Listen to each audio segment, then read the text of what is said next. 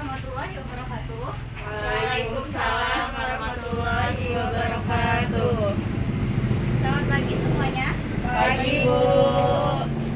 Oke, sebelum memulai pembelajaran hari ini, silakan ketua kelasnya pimpin doa terlebih dahulu ya. Istaif, Ibda, Sholat, Ihtiroman. Assalamualaikum warahmatullahi wabarakatuh. Waalaikumsalam warahmatullahi wabarakatuh. Gimana kabarnya hari ini? Alhamdulillah sehat, Bu. Alhamdulillah, semoga kita semua dalam keadaan sehat ya. Amin. Oke, selanjutnya Ibu absen dulu ya. Ulisa, hadir Bu. Delivia, Hadir, Bu. Zahra, Hadir. Dara. Hadir, Bu. Ada yang belum dipanggil? Udah, Bu. Udah ya. Yang masuk semua ya berarti hari ini. Iya, Ya, Bu. Oke. Oke, sebelum kita masuk ke pembelajaran berikutnya, ada yang masih ingat pertemuan sebelumnya kita membahas tentang apa? Membahas zat dan bahan makanan, Bu. Oke, ada yang bisa menyebutkan zat dan bahan makanan apa aja yang dibutuhkan oleh tubuh kita? Saya, Bu. Oke, Aras, coba sebutkan. Zat dan bahan makanan yang dibutuhkan oleh tubuh kita ada 5, Bu, yaitu karbohidrat, protein, lemak, vitamin, dan mineral. Oke, benar ya. Ada yang ingin menambahkan lagi? Tadi coba Zahra. Makanan yang dibutuhkan tubuh kita itu misalnya nasi mengandung karbohidrat, terus ikan mengandung protein, sayur dan buah yang mengandung vitamin, dan minyak mengandung lemak, Bu. Oke, good job. Masih pada ingat ya? Jadi karbohidrat, protein, lemak, vitamin, dan mineral merupakan zat makanan yang dibutuhkan oleh tubuh kita sebagai sumber energi agar kita dapat melakukan aktivitas sehari-hari. Nah, makanan yang masuk ke dalam tubuh kita ini akan diolah terlebih dahulu oleh tubuh kita menjadi sari-sari makanan agar dapat diserap oleh tubuh. Coba ada yang tahu nggak nih proses tersebut terjadi pada sistem apa? Sistem pencernaan, Bu. Oke, betul ya. Jadi proses pengolahan zat makanan menjadi sari-sari makanan tersebut terjadi pada sistem pencernaan. Nah, pada hari ini kita akan mempelajari tentang sistem pencernaan pada manusia. Oke, Ibu bacakan terlebih dahulu ya tujuan pembelajaran kita pada hari ini. Yang pertama yaitu siswa mampu menjelaskan organ dan proses sistem pencernaan manusia melalui kajian literatur. Yang kedua, siswa mampu menyebutkan enzim-enzim yang berperan dalam sistem pencernaan melalui diskusi dan kajian literatur. Oke, sebelumnya Ibu mau tanya, ada yang tahu tidak fungsi dari sistem pencernaan itu apa? Saya, Bu.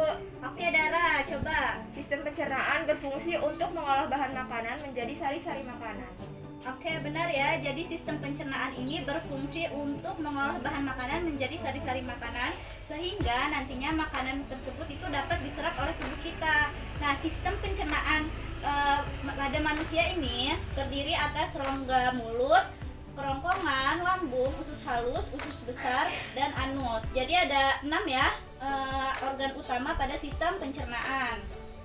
Nah, sistem pencernaan manusia ini terdiri dari 2 tahap, yaitu pencernaan mekanik dan kimiawi.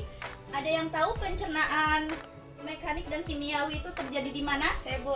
Oke, ada lagi coba. Pencernaan mekanik itu terjadi di rongga mulut, Bu. Sedangkan kalau pencernaan kimiawi itu terjadi di lambung dan usus halus dengan bantuan enzim, Bu. Oke, jawaban dari Dara cukup baik ya. Jadi pencernaan mekanik itu terjadi pada rongga mulut dan lambung. Nah, di rongga mulut ini pencernaan mekanik itu dibantu oleh gigi, dan di lambung itu pencernaan mekaniknya dibantu oleh otot-otot pada lambung dengan gerakan peristaltik. Kemudian pencernaan kimiawi yang terjadi di rongga mulut itu dibantu oleh enzim. Nah, selain di rongga mulut, pencernaan kimiawi juga terjadi di lambung dan usus halus.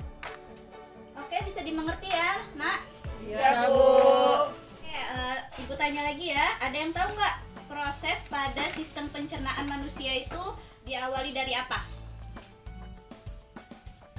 Oke, belum ada yang tahu ya? Oke, kalau gitu Ibu jelasin ya sedikit. Nah, proses pencernaan manusia itu diawali setelah makanan masuk ke rongga mulut. Nah, di rongga mulut, makanan ini dipotong-potong menjadi ukuran yang lebih kecil dan dikunyah oleh bantuan gigi. Kemudian dibasahi oleh ludah agar makanan tersebut itu dapat terlumat secara sempurna. Nah, di dalam rongga mulut ini juga terdapat enzim amilase yang mengubah karbohidrat menjadi amilum. Nah, pencernaan dengan bantuan enzim ini disebut dengan pencernaan kimiawi. Jadi di rongga mulut itu ada dua pencernaan ya, yaitu pencernaan mekanik dan kimiawi. Selanjutnya, makanan dari rongga mulut ini akan menuju ke kerongkongan, dan di dalam kerongkongan terjadi gerak peristaltik yang akan membawa makanan itu terdorong ke lambung. Kemudian di lambung terjadi pencernaan mekanik dan kimiawi. Nah, secara mekanik makanan dari kerongkongan itu akan digerus oleh otot-otot lambung dengan bantuan gerakan peristaltik, sedangkan secara kimiawinya dibantu oleh asam lambung dan enzim seperti renin dan pepsin. Nah, setelah dicerna secara mekanik dan kimiawi, makanan tersebut akan berubah menjadi seperti bubur yang disebut kim. Selanjutnya, makanan menuju usus halus dan mengalami pencernaan kimiawi dengan bantuan enzim. Nah, di usus halus ini terjadi proses pencernaan dan penyerapan sari-sari makanan. Kemudian di usus besar akan terjadi proses pembusukan sisa makanan yang dibantu oleh bakteri Escherichia coli. Nah, makanan yang mengalami pembusukan ini akan berubah dan dikeluarkan dalam bentuk feses. Lalu feses ini akan terdorong ke rektum dan dikeluarkan melalui anus. Lebih jelasnya, Ibu akan menayangkan video proses pencernaan makanan pada manusia ya. Nah, ini dia videonya. Silakan disimak ya anak-anak.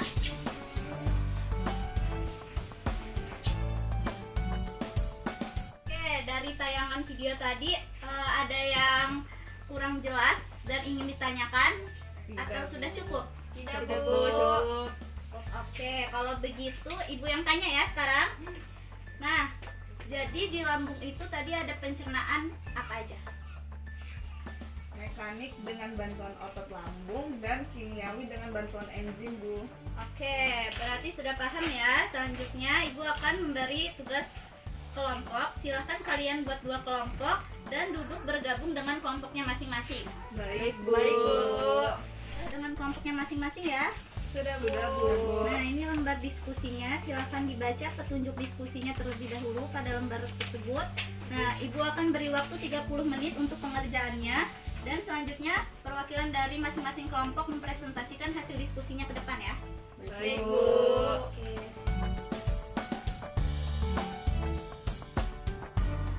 Diskusinya sudah habis ya. Nah, silahkan perwakilan kelompoknya maju ya. Dimulai dari kelompok 1 dulu ya. Ayo, siapa kelompok 1 yang akan mewakilkan? Ayo, siapa? Dara. Baiklah teman-teman, assalamualaikum warahmatullahi wabarakatuh. Waalaikumsalam warahmatullahi wabarakatuh. Baiklah, di sini saya dari kelompok 1 akan mempresentasikan hasil diskusi dari kelompok kami. Jadi di sini ada gambar sistem pencernaan, yaitu ada mulut, kerongkongan, lambung. Proses pencernaan manusia ini diawali setelah makanan masuk ke rongga mulut. Lalu makanan itu dipotong-potong menjadi ukuran yang lebih kecil dan dikunyah dengan bantuan gigi dan dibasahi oleh ludah agar makanan dapat terlumat dengan sempurna. Setelah itu, di dalam rongga mulut ini juga terdapat enzim amilase yang mengubah karbohidrat menjadi amilum. Pencernaan dengan bantuan enzim ini disebut juga dengan pencernaan kimiawi. Nah, selanjutnya makanan dari rongga mulut menuju ke kerongkongan. Di dalam kerongkongan ini terjadi gerakan peristaltik sehingga makanan dapat terdorong ke lambung. Kemudian di lambung ini terjadi pencernaan mekanik dan juga pencernaan kimiawi. Secara mekanik, makanan dari kerongkongan akan digerus oleh otot lambung secara peristaltik. Sedangkan secara kimiawi dibantu oleh asam lambung dan enzim seperti renin serta pepsin. Setelah dicerna secara mekanik dan kimiawi, makanan akan menjadi seperti bubur dan yang disebut juga dengan kim. Selanjutnya makanan menuju usus halus dan mengalami pencernaan kimiawi dengan bantuan enzim. Di usus halus ini juga terjadi proses pencernaan dan penyerapan sari-sari makanan.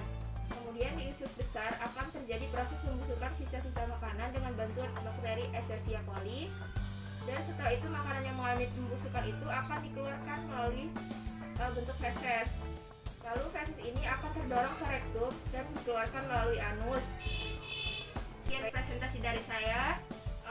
Apakah ada yang ingin ditanyakan? Saya Baik Kulinta. di usus halus terdapat 3 bagian, yaitu duodenum, jejunum, dan ileum. Di usus manakah proses penyerapan sari makanan terjadi? Proses penyerapan sari-sari makanan itu terjadi di dalam ileum atas usus penyerapan. Sedangkan di duodenum dan juga jejunum terjadi proses pencernaan. Apakah sudah jelas teman-teman? Jelas. Oke, penjelasan dari kelompok 1 sudah cukup baik ya. Nah, beri aplaus dulu buat kelompok 1. Ayo. Semua kelompok sudah maju ya dan sudah memaparkan hasil diskusinya dengan sangat baik. Nah, selanjutnya Ibu akan sedikit menyimpulkan hasil pembelajaran kita pada hari ini. Nah, tadi kita sudah belajar mengenai organ dan proses pada sistem pencernaan manusia. Ya, dengan menonton video dan melakukan apa? Diskusi. Jadi, sistem pencernaan manusia itu tersusun atas rongga mulut, kerongkongan, lambung, usus halus, usus besar, dan anus. Nah, di rongga mulut dan lambung itu terjadi proses pencernaan secara mekanik, sedangkan di lambung, di rongga mulut dan usus halus itu terjadi pencernaan secara kimiawi oleh bantuan enzim. Nah, contoh enzimnya yaitu amilase, renin, pepsin, lipase, maltase, dan lain sebagainya. Nah, proses pencernaan makanan ini diawali saat makanan mulai memasuki rongga mulut dan berakhir di anus. Nah, itu saja kesimpulan dari Ibu.